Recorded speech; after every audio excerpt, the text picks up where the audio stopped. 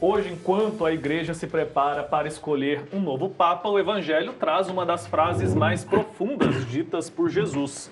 Eu sou o pão da vida. Quem vem a mim não terá mais fome, quem crê em mim nunca mais terá sede. E num dia tão importante para a nossa fé, essa palavra vem como um chamado à essência, voltar o olhar para Jesus. O único que preenche a fome mais profunda do coração humano. Nesse momento de espera, de oração e de discernimento, a igreja lembra que o centro de tudo é Cristo. Não é poder nem prestígio, é serviço, entrega e fé. E Jesus nos diz que o desejo do Pai é que ninguém se perca, mas que todos tenham vida eterna. Essa é uma missão do novo pastor que será escolhido, conduzir o povo de Deus nesse caminho de salvação. Num tempo em que tanta gente está com fome de sentido, de paz, de amor, Jesus nos lembra que só Ele pode saciar. Hoje pode ser um dia para refletir em quem temos colocado a nossa fé. Que fome nos move, a do mundo ou a da alma? E o que nos impede de confiar de verdade nessa promessa de Jesus? Que nesse tempo de conclave, cada cristão possa rezar com sinceridade e que o Espírito Santo ilumine a igreja e que Jesus, o pão da vida, continue nos alimentando com a sua presença que não passa. É momento, então, como dizíamos agora há pouco, Padre, da gente pedir que Jesus dê discernimento para que a gente tenha um pastor que nos ensine a buscar saciar a fome que realmente importa, que não é apenas a fome física, E vamos tomando esse café nessa manhã de quarta-feira, permitir que essa palavra, de fato, possa fecundar o chão de nossa vida. E durante toda essa semana, a tônica da liturgia é essa, Eu sou o pão da vida, Eu sou aquele que vem dar sentido à existência do ser humano.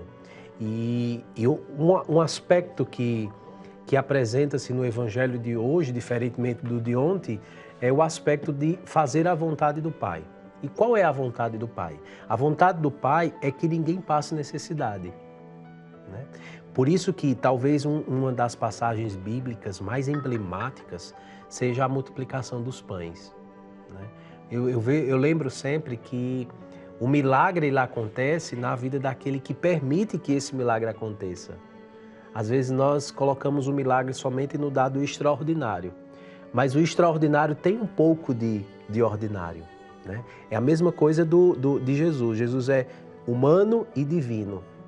Ele quis se fazer humano para que essa divindade viesse morar entre nós. Da mesma forma, o milagre ele só acontece na medida que a nossa humanidade se abre para esse milagre. É como Jesus falou, Olha, vocês, o que é que nós temos aí? Não, nós temos 5 pães e 2 peixes. Então é a partir desses 5 pães e 2 peixes que Jesus realiza o milagre. Muito bem. E Jesus está falando ali, durante o Evangelho dos últimos dias, muito sobre saciar a fome. E a gente fala muito sobre a fome espiritual e a gente tem que se lembrar também que existe fome física no mundo.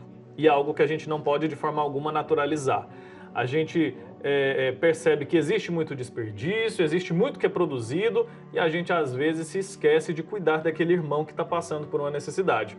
Como o senhor mencionou aí, Cristo, em algumas ocasiões do Evangelho, ofereceu o pão. Eu acho que isso também nos diz muito sobre como Cristo gostaria que a gente agisse hoje no cuidado com aquele que está passando necessidade. Muitas vezes a gente sai da igreja e encontra uma pessoa em situação de rua ali precisando de algo para comer. E a gente que acabou de sair, de ouvir a palavra de Deus, não tem a capacidade de acolher aquele que está precisando de um alimento, que é algo simples para nós, mas que para outra pessoa não é tão acessível assim. Então acho que isso também nos conta bastante sobre generosidade, sobre como Jesus gostaria que cuidássemos daqueles que estão precisando também, Isso, a carta de Tiago, ele vai dizer, a fé sem ação ela é morta. Então não há como nós separarmos a fé da ação. Se nós formos observar, Jesus não foi um teórico, ele não foi um homem do discurso, ele foi um homem da prática. A sua fala estava extremamente associada a uma prática, a um gesto.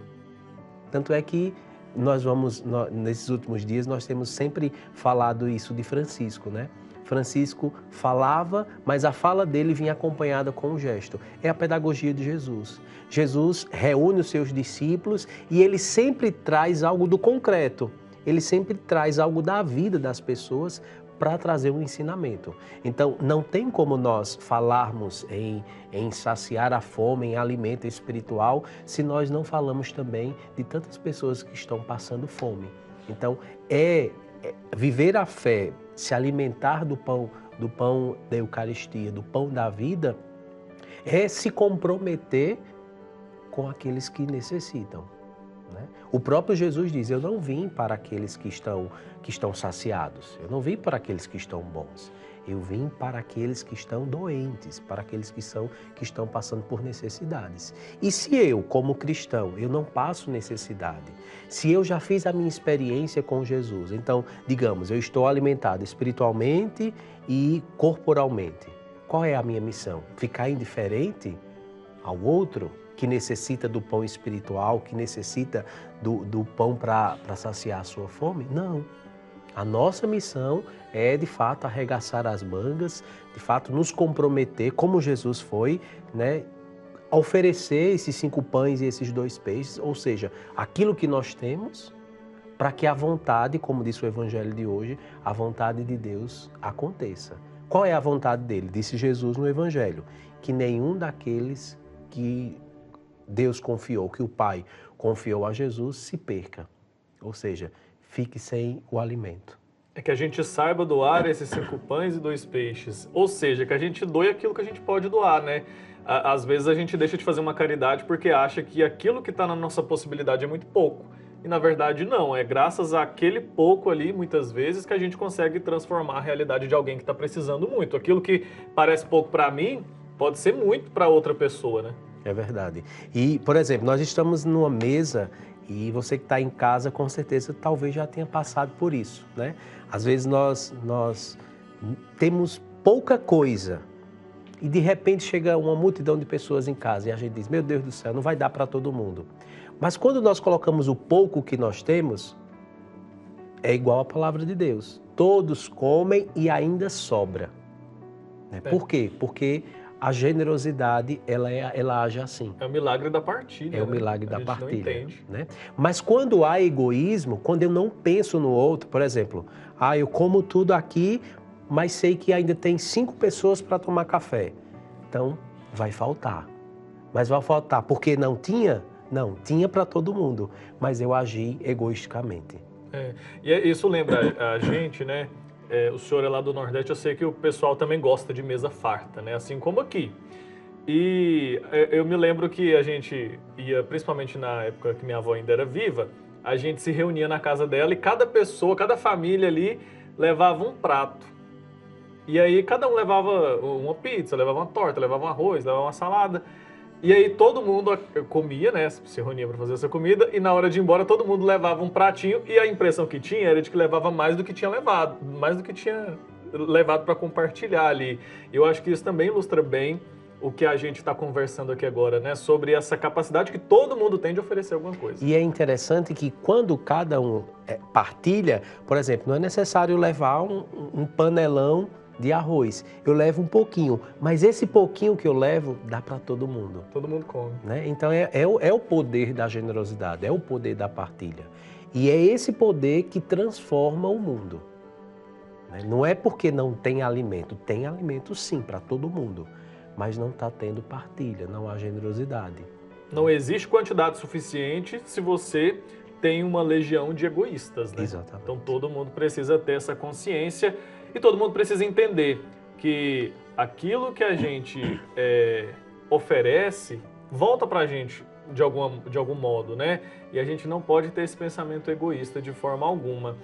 E quando a gente fala sobre o alimento, quando a gente fala sobre gesto concreto, a gente fala sobre ser cristão, né? Muitas pessoas, quando são perguntadas sobre a religião que exerce, ela vai dizer, por exemplo, que é um católico não praticante.